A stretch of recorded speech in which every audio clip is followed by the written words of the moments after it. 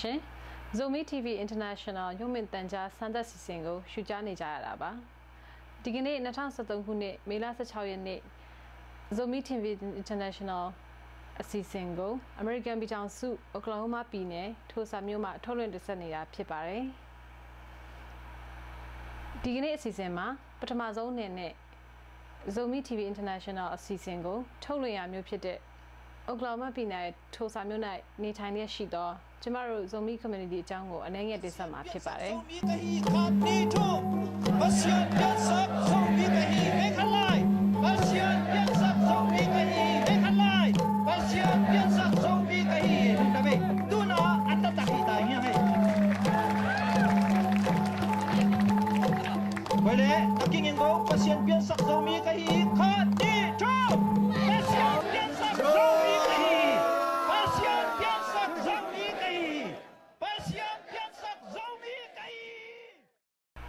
လွန်ခဲ့သောနှစ်ပေါင်း10နှစ်ကျော်ကစပြီး Zomi လူမျိုးများဟာထိုစာမြို့၌စတင်ပြောင်းရွှေ့နေထိုင်ရရှိကြတာကိုတွေ့ရှိရပါတယ်။ဘာသာရေးရအချက်ချာကြမှုဆွေမျိုးရင်းချာများနဲ့စုပေါင်းနေထိုင်မှုနဲ့အလုပ်ကိုင်ဆင်ပြေမှုတွေကြောင့်ထိုစာမြို့ကိုရွေးချယ်နေထိုင်ကြတာဖြစ်ကြောင်းသိရှိရပါတယ်။ဘာသာရေးလူမှုရေးနဲ့စီးပွားရေးကြက်တဲမှုများကြောင့်မလေးရှားနိုင်ငံသို့ရောက်ရှိလာသောZomi လူမျိုးများဟာလွန်ခဲ့သော9နှစ်တာကာလအတွင်း American ပြည်ထောင်စုအစိုးရနှင့်ကမ္ဘာကုလသမဂ္ဂဒုက္ခသည်များဆိုင်ရာမဟာမင်းကြီးယုံ၏ဒုက္ခသည်များနေရာချထားရေးစီစဉ်ဖြင့် American ပြည်ထောင်စုသို့ရောက်ရှိလာခြင်းဖြစ်ကြောင်းကိုသိရှိရပါတယ်။ယခုလက်ရှိအချိန်မှာ American ပြည်ထောင်စုအတွင်း၌Zomi ခေါ်ဆိုသောလူမျိုးလူဦးရေမှာ9000နီးပါးရှိပြီဖြစ်ကြောင်း Zomi Community USA ခေါင်းဆောင်များသိရှိရပါတယ်။ American နိုင်ငံ Oklahoma ပြည်နယ်ထိုစာမြို့ဟာZomi လူမျိုးအများဆုံးအခြေချနေထိုင်ရာမြို့ဖြစ်ပြီးယခုလက်ရှိလူဦးရေမှာအယောက်3000နီးပါးရှိပြီဖြစ်ကြောင်းသိရှိရပါတယ်။ဒီလိုကြီးမားလာတဲ့Zomi လူမျိုးစုဟာထိုစာမြို့၏စီးပွားရေးကဏ္ဍကိုပံ့ပိုးပါဝင်ရုံသာမကပညာရေးနယ်ပယ်တွင်လည်း James အထက်တန်းကျောင်းတစ်ကျောင်းထဲတွင်တက်ရောက်သင်ကြားနေသောကျောင်းသူကျောင်းသားပေါင်းအယောက်300ကျော်တက်ရောက်နိုင်ခြင်းကြောင့်ကျောင်းဤကြီးမားလာသောလူမျိုးနွယ်စုတစ်ခုဖြစ်လာပြီးဖြစ်ကြောင်းကိုတွေ့ရှိရပါတယ်။ယခုနှစ်ထဲတွင်အထက်တန်းကျောင်းကိုတက်ရောက်အောင်မြင်သူပေါင်း18ယောက်ရှိကြောင်းတွေ့ရှိရပါတယ်။ထို့အတူယမန်နှစ်အတွင်းထိုစာမြို့အတွင်းတက္ကသိုလ်ကောလိပ်တက်ရောက်နေပညာသင်ယူနေသောZomi ကျောင်းသူကျောင်းသားပေါင်းအယောက်20ကျော်ရှိကြောင်း Zomi Community USA အသင်းကြီး၏ကြေညာချက်မှတဆင့်သိရှိရပါတယ်။ Zomi လူမျိုးများဟာခရစ်ယာန်ဘာသာဝင်များဖြစ်ကြပြီးဘာသာရေးကိုင်းဆိုင်သောလူမျိုးဖြစ်သည့်အားလျော်စွာထိုစာမြို့တစ်မြို့တည်းတွင်Zomi ဘာသာရေးဆရာများဦးဆောင်သောအသင်းတော်ပေါင်း12ပါးရှိပြီဖြစ်ကြောင်းထပ်ဆင့်ဖော်ပြထားပါတယ်။ Zomi လူမျိုးများကိုမြန်မာနိုင်ငံအတွင်းတွင်ချင်းလူမျိုးဟုခေါ်ဆိုပြီးချင်းပြည်နယ်၊စကိုင်းတိုင်း၊ရခိုင်ပြည်နယ်၊အိန္ဒိယနိုင်ငံမဏိပူရပြည်နယ်နှင့်မီဇိုရမ်ကပြည်နယ်များတွင်မိထင်းနေထိုင်ကြကြောင်းနေချစ်အင်္ဂလိပ်အစိုးရနှင့်မြန်မာနိုင်ငံတည်ဆဲဥပဒေများကချင်းလူမျိုးဟုသတ်မှတ်ကြတော့လဲမိမိကိုမိမိZomiဟုခေါ်ဝေါ်သမုတ်ကြသည့်လူမျိုးများဖြစ်ကြောင်းသိရှိရပါတယ်။မြန်မာအာဏာရှင်အစစ်အစိုးရ၏သွေးခွဲအုပ်ချုပ်မှုကြောင့်မြန်မာနိုင်ငံအတွင်းတွင်လူမျိုး135မျိုးဟုသတ်မှတ်ရုံတမကတည်တဲ့မျိုးနယ်အတွင်းရှိဆွေမျိုးသားချင်းတစ်ခုအတွင်းလူမျိုး10မျိုးကျော်ခွဲခြားကာသွေးခွဲဖျက်ဆီးခြင်းကိုနှစ်ပေါင်းများစွာခံစားရခဲ့ပြီးနောက်ယခုအခါZomiဟုသောလူမျိုးနာမည်တစ်ခုတည်းကိုလက်ခံခေါ်ဝေါ်လာကြပြီဖြစ်ကြောင်းဤကဲ့သို့Zomi အမျိုးသားရေးလှုပ်ရှားမှုZomi movement ကဟာမြန်မာနိုင်ငံပြည်တွင်းတွင်သာမက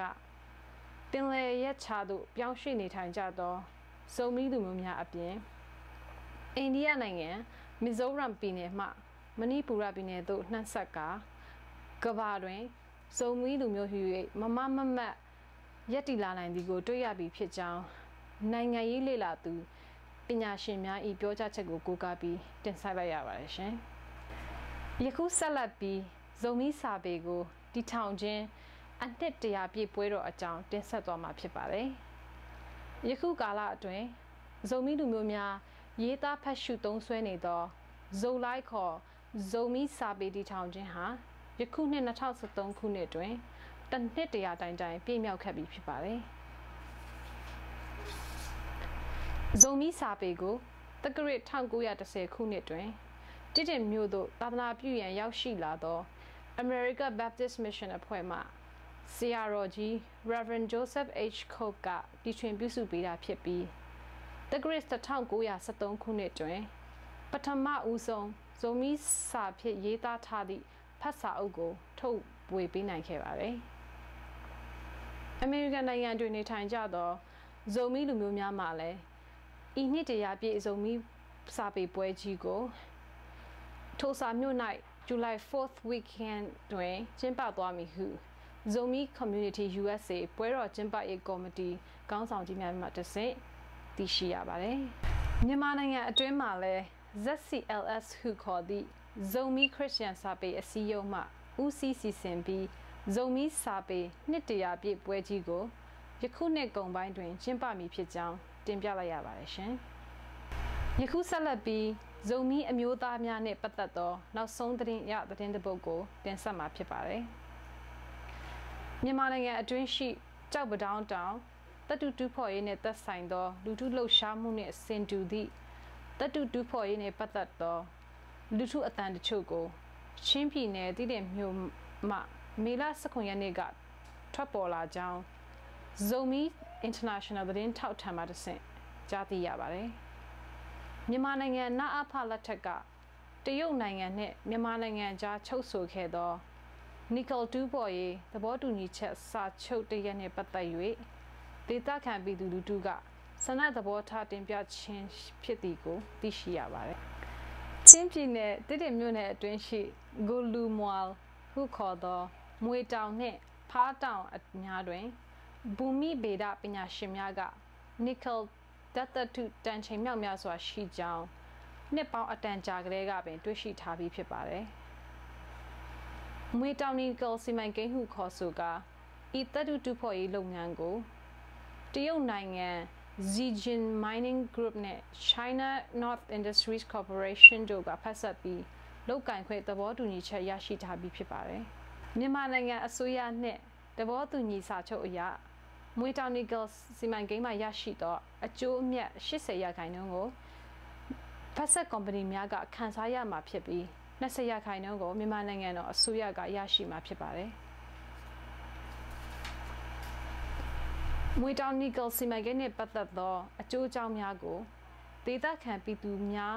ထံပို့ချတင်ပြရန်နှင့်သဘောတူညီချက်ရရှိရန်အတွက်ချင်းပြည်နယ်အစိုးရပြည်နယ်ဝန်ကြီးချုပ်ဦးဟွန်ငိုင်ခေါင်းဆောင်ပြီး China North Industries Corporation မှကိုယ်စားလှယ်များနှင့်တာဝန်ရှိသူများတည်တဲ့မြို့သို့ရောက်ရှိကလူထုအစည်းအဝေးတစ်ရပ်ပြုလုပ်ခဲ့ပြီးဖြစ်ပါတယ်။ China North Industries Corporation မှတာဝန်ရှိသူများကမွေတောင်စီမံကိန်းအကောင့်ထဲပေါ်ဆောင်ရွက်နိုင်ပါကမြန်မာနိုင်ငံတော်အစိုးရအတွက်သာမကဒေသခံပြည်သူများပါအကျိုးခံစားရမှာဖြစ်ကြောင်းရှင်းပြသွားသည်ဟုသိရှိရပါတယ်။ဒေသခံပြည်သူလူထုဘက်ကဆွေးနွေးတင်ပြခွင့်ပြုတဲ့အခါမြို့မိမြို့ဖခေါင်းဆောင်များကဤစီမံကိန်းကိုအကောင့်ထဲပေါ်ပါကပြည်သူလူထုမှအကျိုးခံစားခွင့်ရရှိမိတန်ဖိုးနှင့်နစ်နာဆုံးရှုံးမှုမကိုက်ညီနိုင်ကြောင်းဤစီမံကိန်းကိုအကောင့်ထဲပေါ်ပြီးဤစီမံကိန်းကြောင့်ထွက်ပေါ်လာမိသဘာဝပတ်ဝန်းကျင်ဆုံးရှုံးမှုနှင့်လေထုညစ်ညမ်းမှုစသည့်တက်ရောက်နိုင်သောဆိုးကျိုးများကို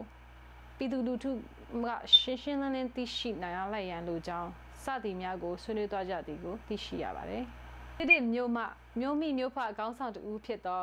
ဦးကမြန်းထံမှဒေသခံပြည်သူများ၏ဆန္ဒသဘောထားများကိုစုစည်းကာ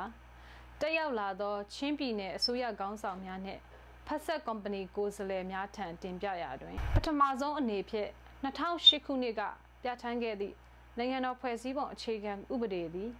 ပြည်သူလူထု၏အကျိုးခံစားခွင့်ကိုမကာကွယ်နိုင်ဘဲ